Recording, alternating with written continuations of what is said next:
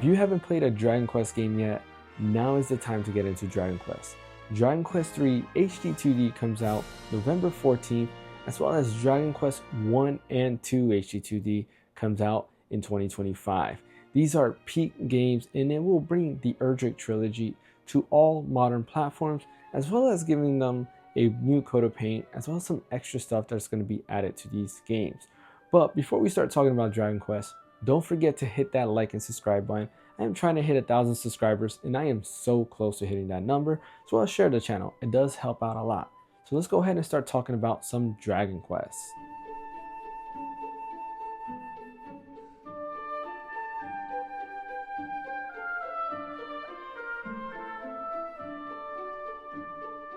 Dragon Quest originally released in 1986 on the Famicom, and it later released as Dragon Warrior in the West in 1989. These games pretty much birthed the Japanese RPG style. For those of you who don't know what that is, think of games like Final Fantasy, Breath of Fire 4. Nobody ever mentions Breath of Fire, so you know I have to do that. Suikoden, and a bunch more. They pretty much brought that turn-based RPG type style with a lot of fantasy mixing with some reality stuff into it, and pretty much became super popular there. But a lot of that started with Dragon Quest. Dragon Quest 1 specifically was the birth to not only just RPGs in general, but a formula that other games will really utilize. But Dragon Quest is a very unique game in general, and it's something that I really appreciate overall. I feel that Dragon Quest really gets a bad rap for being maybe cartoony, and I think that's because of the Toriyama art style. I personally love Toriyama's art style. I'm a huge Dragon Ball fan, and I really love everything that Toriyama has done, or any type of thing that he's done overall. But when it comes to Dragon Quest, they do borrow that Toriyama art style, and of course, they are more, I guess, manga-like in terms of art design when you compare it to something like Final Fantasy, but it does do deep dives into more mature themes. I mean, if you've played Dragon Quest XI and done that mermaid quest, I think you know what I'm getting at, because that quest was pretty depressing, and there's a lot of that across many of the Dragon Quest games. Honestly, there's a lot more mature themes in Dragon Quest than, in my opinion, when you compare it to like Final Fantasy, for example. I feel that there's a lot of deep story dives, and just the way they handle the stories and the way they just build upon that is just really, really good. The other thing I've heard about is really the music style. Basically, the music is more like traditional orchestrated music. Think of like, I don't know, Mozart or anything like that. They're really traditional overall, and I will admit, at first, I wasn't a fan of that. I remember trying Dragon Quest VIII. That was actually the first Dragon Quest game I tried to get into, and man, I can tell you, I wasn't a fan of that. When I first tried Dragon Quest VIII, the music just threw me off. All of the music was not that great, and even though Dragon Quest VIII used orchestrated soundtracks over here in the West, I just did not care about it. In my head, I just wanted all my music to be like Jenova's theme from Final Fantasy VII, or just the themes of Final Fantasy X, or anything like that. But of course, as I got older, I grew to appreciate the music, and honestly, Dragon Quest actually has a lot of banger music. Yeah, I get it, there is some hate on Dragon Quest XI on the music. A lot of it's very pretty much repeated throughout the whole game, and there are some different soundtracks, but if you've actually played some of the other Dragon Quest games, you will actually notice the great variety it has. I mean, if you ever played Dragon Quest 3 or even Dragon Quest 11 and got into like Hotel Village, for example, that theme is just amazing. That theme is actually originally from Dragon Quest 3, and I really love the soundtrack of that. It does give you that more Japanese vibe, which both of the villages that theme plays in are supposed to be more like Japan. Speaking of villages like Japan, the other thing I really like and I thought was very creative is that a lot of Dragon Quest basically base the villages off different countries. So you might have like a village, for example, that's based off of Italy or maybe France or so forth, and the writing also reflects that. So when you start reading these texts, or even in Dragon Quest XI, when you hear people talk, they try to emulate what somebody would sound if they were from that country, but speaking in English, for example. And I really do enjoy that, because it does really feel like you're traveling across a world that has literally different people. I mean, when you think about it in the real world, if you travel to different countries, and let's say they are speaking English, everybody's gonna have some type of accent. Where you play a game like, for example, Final Fantasy VII, everybody just speaks the same. I guess everybody only has one language, one sound, and that's about it. And yeah, that's not really how real life works. I do really like how they bring a little bit of that into something that's very fantasy based, but they bring some realistic tones into it.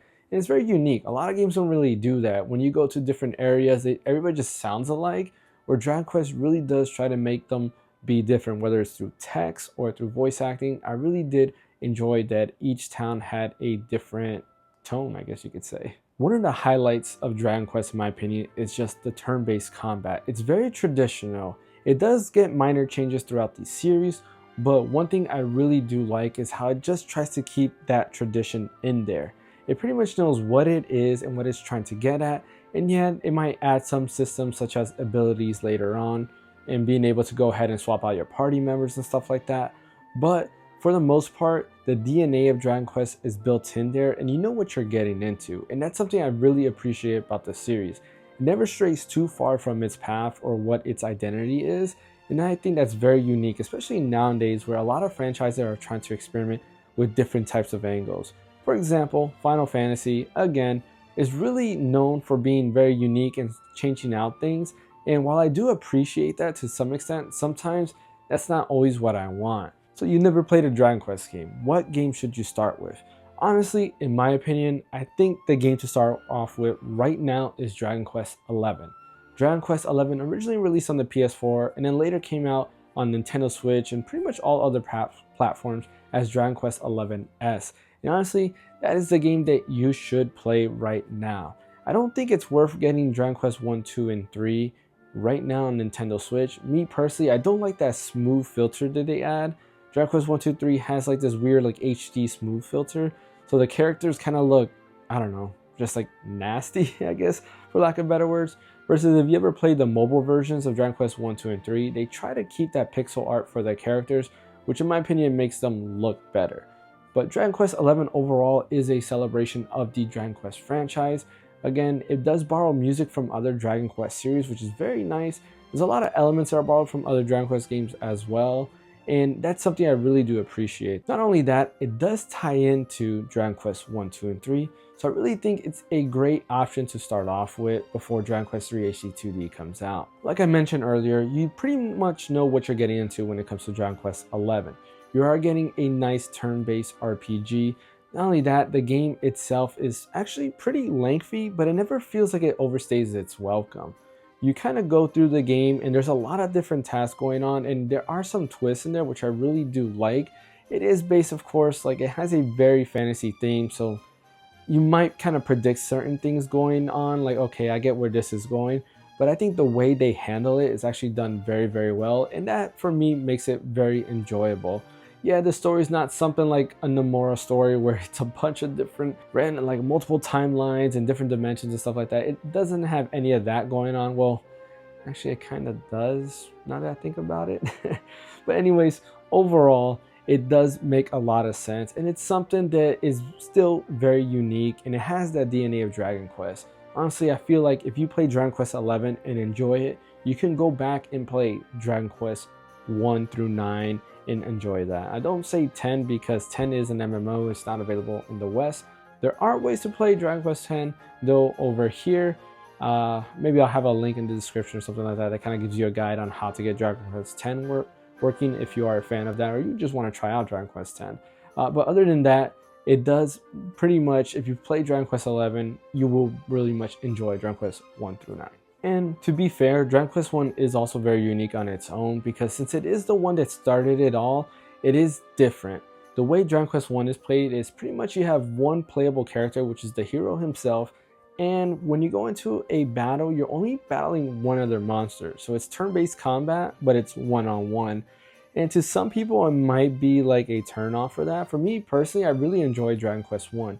You can easily beat it in 6 hours. I personally say go ahead and pick it up on mobile phones because I just feel it looks better on mobile. Not only that, it's a turn-based game, so like you can play it easily with just one hand, which is very well worth it in my opinion.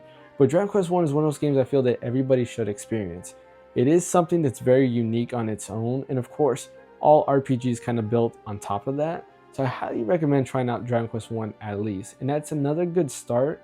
But with the HD2D version coming on very soon, you might want to skip it. I don't know, really depends. And I say depends because we already know that with Dragon Quest III HD2D, they are expanding on what originally was in Dragon Quest III.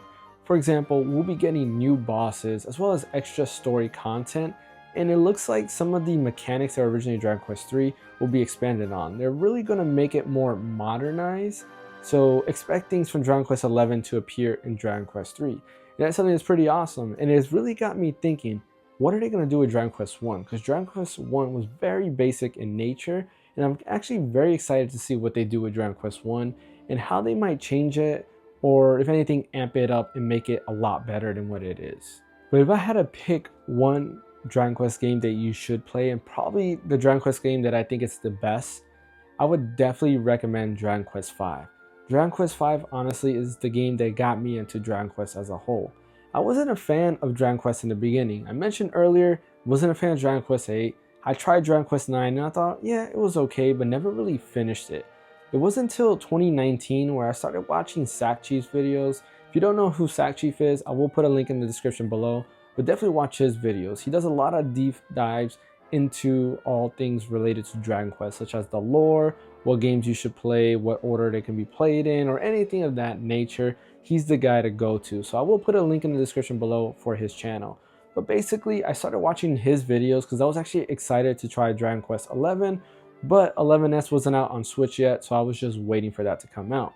And as I was watching his videos, he really talked a lot about Dragon Quest V and how that was his favorite. He kind of gave a brief overview without spoilers, and I was like, man, I really need to try this game. He's really hyping this game up, and it got me very curious. So of course, I went ahead and bought Dragon Quest V on mobile because that's really the only way to kind of give Square Enix my money or Yuji Horii my money, is to buy it on mobile. And man, can I tell you, that game is amazing. This game has become my favorite RPG of all time.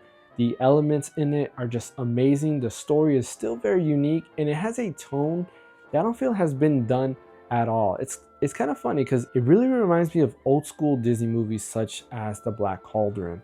Black Cauldron, if you haven't seen it, it's probably one of those that I would recommend to watch. It's pretty dark and pretty deep in terms of theming, but overall, Dragon Quest V has something that's like that, but just a lot better overall, and it just very well surprised me. The whole story is something that I really wasn't expecting. There's a lot of elements in the game that I honestly was not expecting, especially as you go on, you start going through, it's like, wow, this is nothing I expected. And that's what makes it unique. It has a story that still has not been replicated till this day, and the mechanics, actually a lot of games have borrowed the mechanics from this game.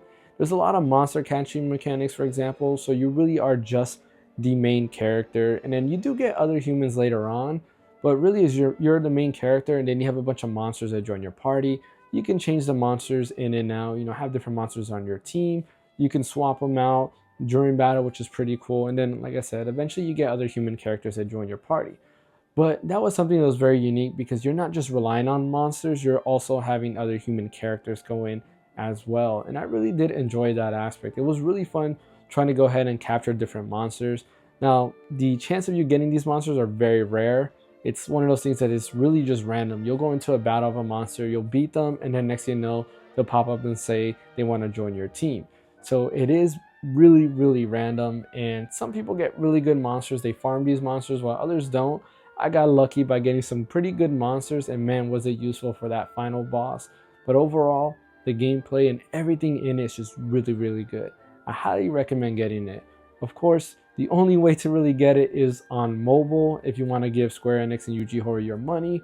Other than that, you can buy it on DS, but it's a ridiculous price, so I really don't recommend getting the DS version because, like I said, it's pretty pricey.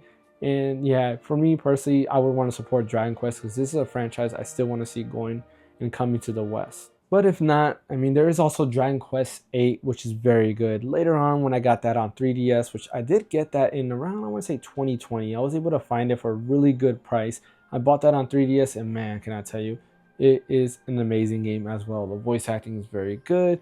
The mechanics of it are very good. The 3DS updates, such as there not being random encounters, but rather you can see the enemies, is actually a very good one, a very cheating one at that, because you can easily spawn metal slimes very, very easy just by turning the camera, which is a broken mechanic overall, but nonetheless, it's still very, very fun. And Dragon Quest 7 is actually one that I really, really do enjoy. If I remember correctly, I think Dragon Quest 7 was actually supposed to be like a Chrono Trigger sequel, but then of course it just changed into Dragon Quest 7. So if you ever played Dragon Quest 7, especially if you're a fan of Chrono Trigger and Chrono Cross, I think you will really enjoy Dragon Quest 7. There are time traveling mechanics in this game, and honestly, it's a game that I highly recommend it. It did have a bad rap for the original version on PS1, which made things like very lengthy, and the game is very, very long. It's like over a 100-hour game, but I really enjoyed the 3DS version. I was kind of hooked with what it has to offer as well. Again, very unique. It's definitely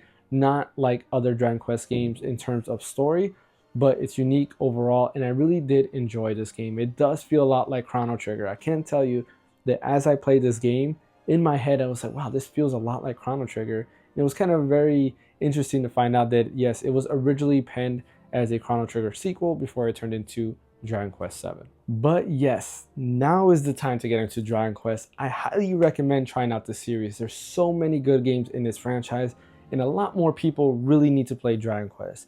Dragon Quest 3 HD 2D is coming so soon, and honestly, Dragon Quest 3 is one of the best Dragon Quest games that are out there, so I'm super excited to replay that.